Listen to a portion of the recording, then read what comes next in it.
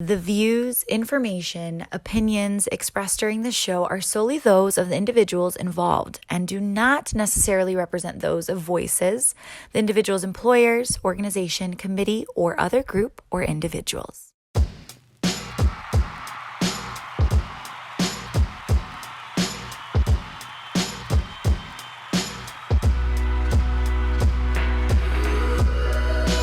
This is Voices, a space where we get to bravely share our truth, stories, experiences, and art.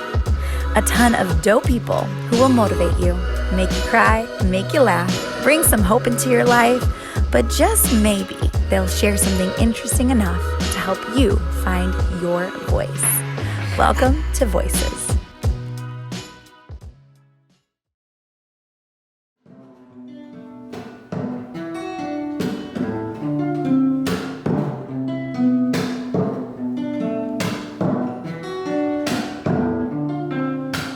Nobody said it was gonna be easy, but somebody could have said it wouldn't be easy. Nobody said it was gonna be Rosado. Nobody said it was gonna break my heart. Though feels like I'm drowning, trying to keep my head afloat. I can't see no more. Losing everything I own. Sleeping deep down in this darkness. So you know I'm feeling honest all this time. All this time I gave my ways up lying. All this time I gave my ways up dying. But nobody said it was gonna be easy. But somebody could have said it wouldn't be easy. Nobody said it was gonna be this hard. Though nobody said it was gonna break my heart. Though feels like I'm drowning. Trying to keep my head up.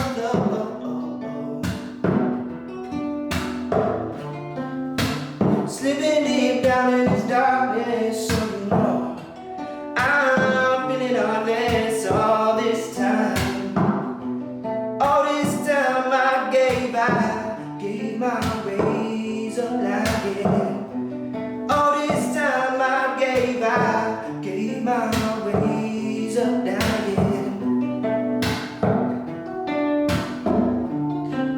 But nobody said, nobody said you're right. Nobody said that you're right. You're right. Oh, yeah, oh. You're right. Oh, yeah, oh. You're right. Oh, yeah, oh. You're right. Yeah, So I'm super excited to talk to Austin, aka Austhebear. What is so cool about you is there's so much dimension to who you are. In addition to being an awesome artist, you also study behavioral analysis. So I'm excited to pick your brain during a time like this. And you're interracial. yes, I am. So you're mixed. We look ambiguous here. Mm-hmm. So first off, how are you doing? Fill us up in your world. What's been going on? I'm surviving. I'm making it. It's been like a up and down stream with quarantine.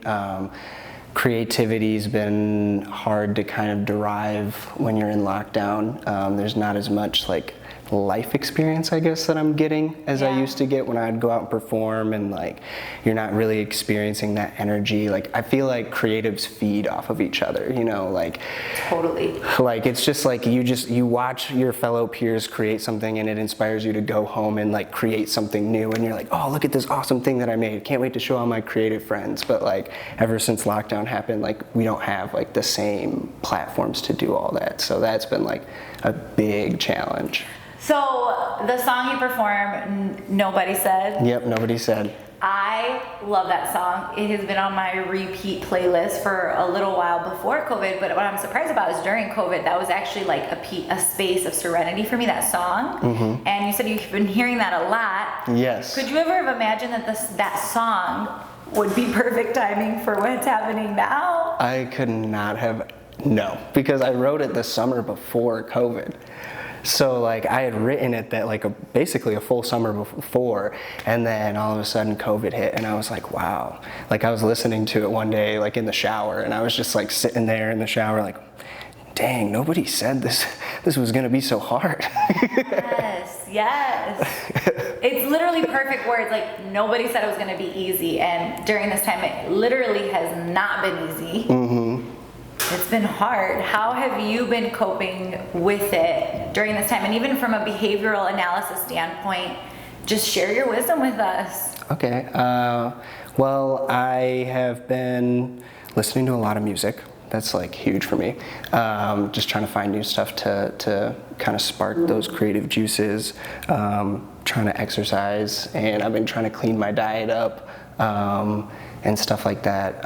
Those have been kind of like my pillars, I guess, for coping, making sure that I'm maintaining like a healthy lifestyle.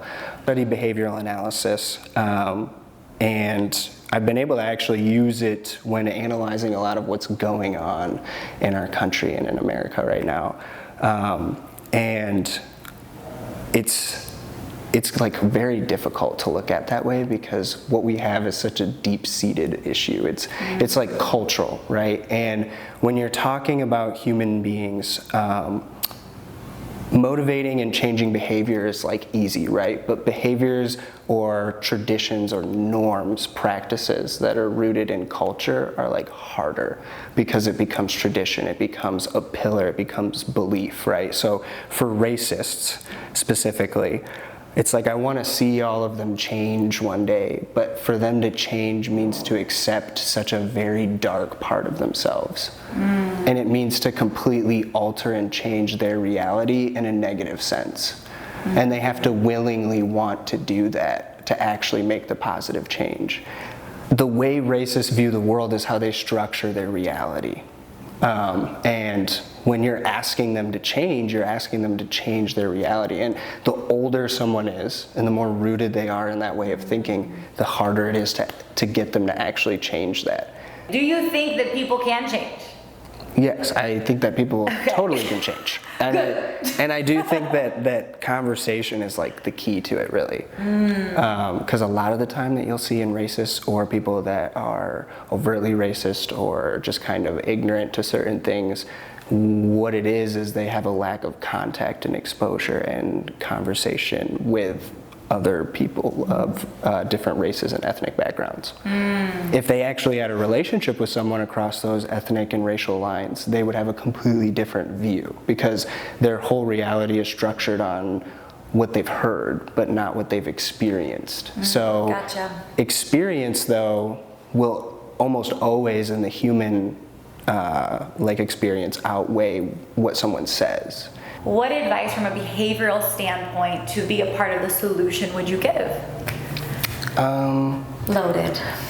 Let's see. I mean, it's difficult, right? Because you can't really tell people how to feel, right? So good point. That's a big standpoint. So, but you can kind of call them out, I guess, when they express things that might be a little bit prejudiced in nature. So if you're talking to, say, your black friends, right, and they're like, I'm done with all white people, you can say, I understand why you're saying that, and I understand your feelings and your emotions, but that's not necessarily going to be the solution.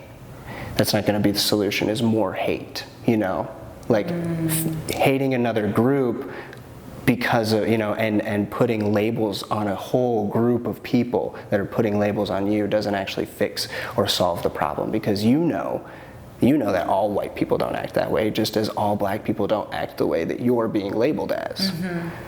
So you have to kind of really fight that urge to just act purely out of that emotional state.